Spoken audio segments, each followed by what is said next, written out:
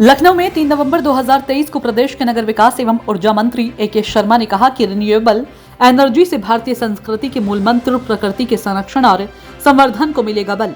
उत्तर प्रदेश में renewable energy के क्षेत्र में निवेश की अपार संभावनाएं। प्रदेश सरकार ने निवेशकों को सहूलियतें देने के लिए सौर ऊर्जा और बायो एनर्जी नीति बनाई। हरित ऊर्जा को बढ़ावा देने से कार्बन उत्सर्जन में कमी के साथ आने वाली पीढ़ी को स्वच्छ वातावरण मिलेगा। सौर ऊर्जा के प्रयोग को बढ़ावा देने से प्रतिवर्ष 1 लाख करोड़ रुपए तथा प्रतिदिन 46 करोड़ रुपए से अधिक की हो रही हानि से मिलेगी मुक्ति। प्रदेश की ऊर्जा जरूरतों को पूरा करने के लिए खरीदा जाएगा। उन्होंने यह भी आग्रह किया कि सौर ऊर्जा के उत्पादन में लगने वाले उपकरणों, सेल और प्लेटों का भी यहां पर उत्पादन करने में सहयोग प्रदान करें, जिससे कि विदेशों से इन्हें ना मंगाना पड़े। उन्होंने बताया कि प्रदेश में 25,000 मेगावाट सोलर एनर्जी उत्पादन का लक्ष्य है। सरकार प्रथम चरण में 4,000 मेगावाट सौर ऊर्जा उत्पादन के लिए बिड ला रही है। द्वितीय चरण में 3,000 मेगावाट सौर ऊर्जा उत्पादन के लिए बिड लाई जाएगी। उन्होंने कहा कि यहाँ घरेलू उपभोक्ता विद्युत का सबसे बड़ा अधिकतम जाती थी, वो इस साल 28,000 मेगावाट को भी पार कर गई। उसे पूरा करने के लिए जहां हम एक तरफ अपने जो सामान्य जो संयंत्र हैं उन पे ध्यान दे रहे हैं, लेकिन साथ ही रिन्यूएबल एनर्जी को भी बढ़ावा देने की आवश्यकता है। और ख़ास करके उसमें भी जो हमारा डोमेस्टिक सेक्टर है, क्योंकि उत्तर प्रदेश की जो ज़्यादा ऊर्जा की मांग है वो डोमेस्टिक सेक्टर में है, लोगों के घरों में है। तो घरों में सोलर एनर्जी पैदा करके घर को एनर्जाइज करना, घर की बिजली की मांग को पूरी करना एक बहुत ही आसान कार्य हो गया है। थोड़ा सा ध्यान दे करके हम सोलर एनर्जी घरों पे, रूफटॉप पे हम पैदा कर सकते हैं। उसी प्रकार किसानों के खेत में अब हमने 1 अप्रैल से किसानों से बिल नहीं लेने का सरकार ने वायदा किया है, पार्टी ने हमारे वायदा किया है। तो उस दृष्टि से हम किसानों के खेतों को, किसानों के नलकूपों को अगर हम सौर ऊर्जा से ऊर्जीकृत कर दें, या उनके फीडर को, कृषि फीडर को अगर हम सौर ऊर्जा से ऊर्जीकृत कर दें, तो बहुत बड़ा जो सरकार के जो खजाने पे जो भार पड़ता है, बिजली पैसे से बिजली खरीद कर मुफ्त में देना, ये बीच में उसका भार सरकार को वहन करना पड़ता है। तो उस भार से भी सरकार मुक्त हो सकती है।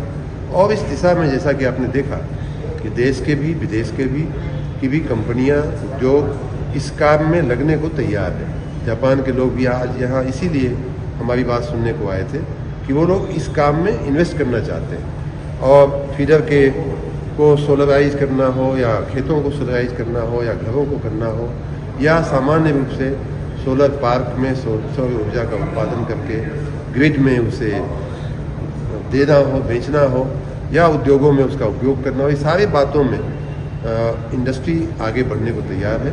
हम भी उसके साथ आगे बढ़ रहे हैं। जैसा मैंने आज अपनी बातचीत में कहा, उत्तर प्रदेश की ऊर्जा की बढ़ती हुई मांग को देखते हुए हम लोगों ने निर्णय लिया है कि पहली बात तो ये कि हम सौर ऊर्जा के संयंत्रों को, सौर ऊर्जा की कंपनियों को हम उनके संयंत्र बनाने में, कंपनियां लगाने में, खड़ी करने में मदद करेंगे। हमने उसके लिए पॉलिसी भी अनाउंस किया है सोलर एनर्जी की। उसी प्रकार बायो एनर्जी के लिए भी हमने पॉलिसी अनाउंस किया हुआ है। हम उस पॉलिसी के तहत उनको मदद करेंगे, हैंड होल्डिंग करेंगे, उनको सहायता करेंगे। साथ ही हमने आज ये भी कहा कि आप इस बात की भी चिंता न करें कि आप जो सौर ऊर्जा उत्पादन करोगे उसको कौन खरीदेगा। खरीदने के लिए हम बैठे हुए हैं। हमारी ऊर्जा की मांग बढ़ रही है, और इसलिए मैंने आज अनाउंस किया है कि पहले फेज में हम लोग 4,000 मेगावाट सौर ऊर्जा के लिए बिड निकालने की तैयारी कर रहे हैं। बहुत जल्दी ही उसकी बिड आएगी, और उसके बाद दूसरे फेज में भी 3,000 मेगावाट की सौर ऊर्जा की बिड आने वाली है। तो इस प्रकार सौर ऊर्जा के संयंत्र लगाने से लेकर के खरीदने तक की, और ज़रूरत पड़े तो उसके स्टोरेज तक की हमारी व्यवस्था है। मैंने उनको का आह्वान किया है, जापान की कंपनियों को, कि आप आकर के उत्तर प्रदेश में इस क्षेत्र में निवेश करें। एक और क्षेत्र रहता है जो मैन्युफैक्चरिंग का है, कि सौर ऊर्जा के जो संयंत्र लगते हैं, या हमारी रूफटॉप हो या अन्य संयंत्र लगते हैं, उनमें जो आइटम्स लगते हैं, इक्विपमेंट लगते हैं, वो हम इंपोर्ट न करके हम उत्तर प्रदेश में उनकी मैन्युफैक्चरिंग भी कर सकते हैं। और इसमें जापान के लोगों की बड़ी महारत है।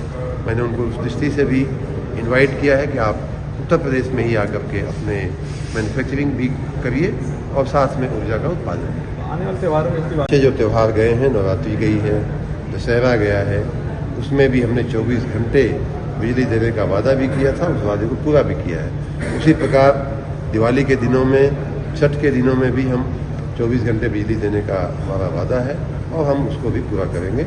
हम लोग उसके लिए पूरी तैयारी कर रहे हैं और हमारी जो संरचना में, जो आधारभूत संरचना में जो कमजोरियां थी, जो कमियां थी, उनको भी ऐतिहासिक रूप से युद्ध स्तर पे काम करते हुए हम उनको भी ठीक करने में लगे।